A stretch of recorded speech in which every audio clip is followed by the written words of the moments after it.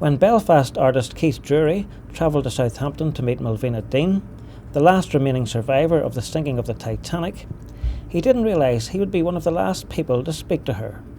For sadly, Millvina, who was 97, died just a few weeks after their meeting. Keith had arranged to meet Millvina, whose father died in the tragedy after saving her, as part of a project spearheaded by Irish writer Don Mullen to help raise funds to pay for the cost of her nursing care. Keith, an ordained minister who is now concentrating on his artwork full-time, had agreed to give a percentage of the sale price of some of his works towards Millvina's nursing care fees. That money will now be donated to the RNLI.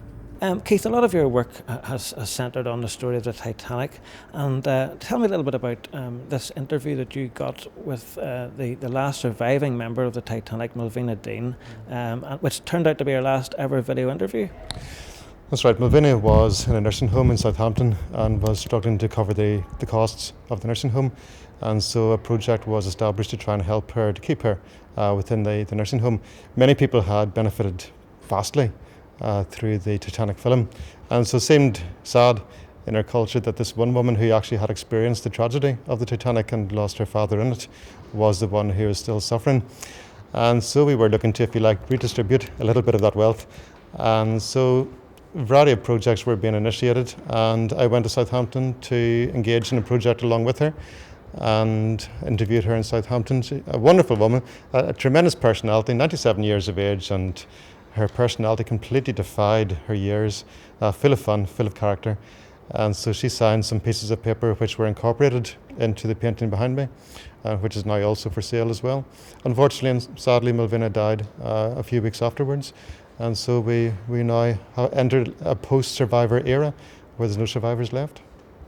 Yes, she was a fantastic personality, and I think even in the video you'll see something of that personality coming out, that vibrancy and that zest for life, very, very much apparent in the video footage. Well, we'll go and have a look at that now. Okay, Keith, thanks for giving it to us. Thank you. Thanks again, Gary. Secret of your energy. Yes. And I said the wrong thing. Did you? Sugar. Sugar? And they're It's the wrong answer. Having so much sugar, and I've had lots of sugar all my life. Is that right? In my tea, 3 spoonfuls of sugar. 3? Oh yes. And a wee bit of Tia Maria? And I don't know how many they put in the coffee. Uh-huh. All the Tia Maria. Uh-huh. And then Tia Maria. Well, I've always had a drink. So three sugars and a Tia Maria. 3 sugars and a Tia Maria. There won't be much tea left. Well, I mean, tea, coffee, cherry brandy. Not all in the 1 cup of coffee, surely. Oh, so fresh air, exercise, sugar, and an optimistic outlook on life. An optimistic outlook in life. Yeah.